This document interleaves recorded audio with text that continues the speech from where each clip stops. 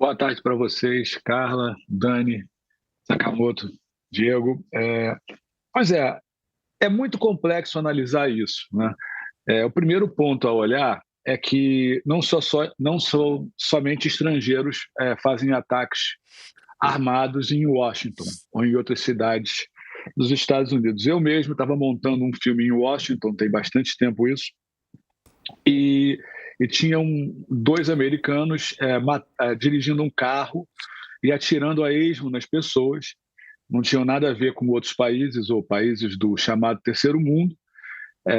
Tem evidentemente isso tem evidentemente uma dimensão política. O Trump está sob pressão com o caso do Epstein. Eles estão perdendo eleições. Os democratas deram uma lavada nos republicanos nas eleições que tivemos agora de prefeito, de governadores, e a popularidade do Trump está caindo.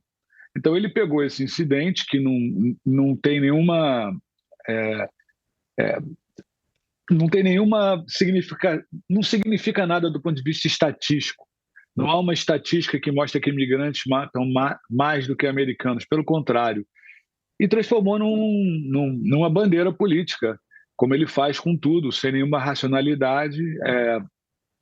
E, e ele vai apertar esse botão aí da imigração ser culpada pelos crimes que acontecem nos Estados Unidos, porque eu acho que é mais ou menos o que sobrou para ele, porque a argumentação econômica está indo para o espaço. Verdade. O Dani, hoje ele foi super mal educado, até com uma repórter que foi fazer uma pergunta para ele lá, e ele falou, não me pergunta sobre isso, não sei o quê, só você foi a única que não entendeu direito, tipo, tentando, né, intimidar a repórter, uma jornalista Chamou de mulher. burra. Nas entrelinhas, né? Na verdade, o Trump, ele inaugurou esse modus operandi que virou mesmo uma forma, né, de líderes de extrema-direita ou com esse discurso beligerante tratarem a imprensa, né? Essa coisa de que a imprensa é fake news, a imprensa é fake news, a imprensa é fake news. Por quê? Né? Porque o trabalho da imprensa é ser vigilante. Aí o cidadão começa a dizer que vai lançar um programa de tarifaço no mundo inteiro. A economia, todos os economistas avisam, vai dar ruim. Aonde a imprensa busca informação? Com os especialistas. A imprensa vai e fala, os economistas estão dizendo que vai dar ruim.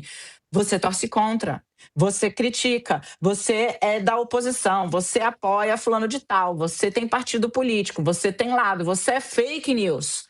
Distorce, xinga, ataca, lança a horda de apoiadores em cima. Por quê?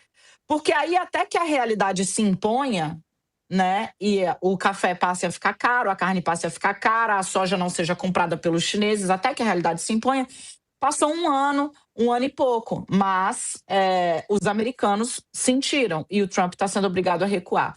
Eu queria só fechar aqui um pouco, ou seja, né, não tem novidade no ataque que ele fez à imprensa, pelo contrário, é um modus operandi, você acaba fazendo com que as pessoas só caiam em si, se é que elas vão cair, porque tem uma parcela de eleitores muito ideologizados, radicalizados, que se precisarem comer osso e pedra dizendo que é carne, vão comer osso e pedra dizendo que é carne, porque o líder que eles idolatram fala que é carne. Então é isso aí, tem uma parcela que, infelizmente, fica com o que esses líderes dizem, e aí eu vou da esquerda até a direita, porque se você pegar ali o grupo mais afeito, por exemplo, ao ditador Nicolás Maduro, vai dar na mesma.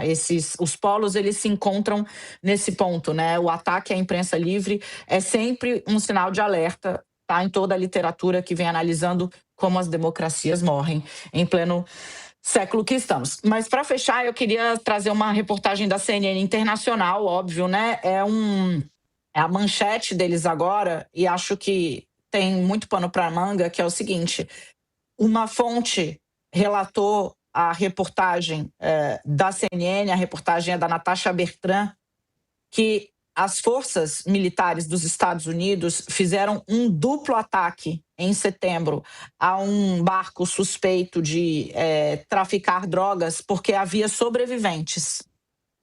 Então, para que não houvesse sobreviventes, houve um segundo strike, né, um segundo ataque a esse barco, e aí todos os passageiros, todos os que estavam a bordo, morreram.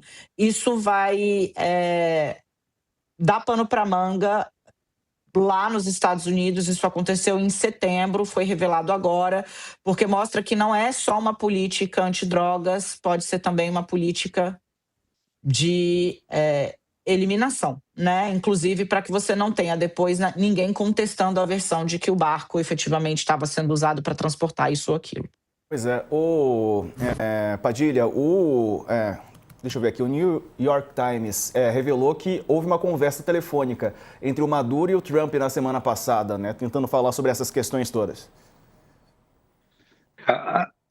Eu não tenho simpatia nenhuma pelo Maduro. Eu tenho, inclusive, uma série de amigos aqui venezuelanos que se mudaram para os Estados Unidos e que me narraram coisas do Arco da Velha na Venezuela sobre o Maduro. Eu fui na Venezuela quando o Chávez ainda era presidente e achei aquilo tudo muito estranho. Eu me lembro que o Lula e o Zé Dirceu apoiavam o Chávez e eu falava com meus amigos petistas, vocês têm que dar um pulo lá na Venezuela para vocês verem o que está acontecendo lá. O Chávez, evidentemente, criou o Maduro como seu sucessor, né? O Trump, então, como a Dani falou, é uma conversa de dois ditadores. Eu acho que essa conversa não serve para nada. Não tem nada em negociação.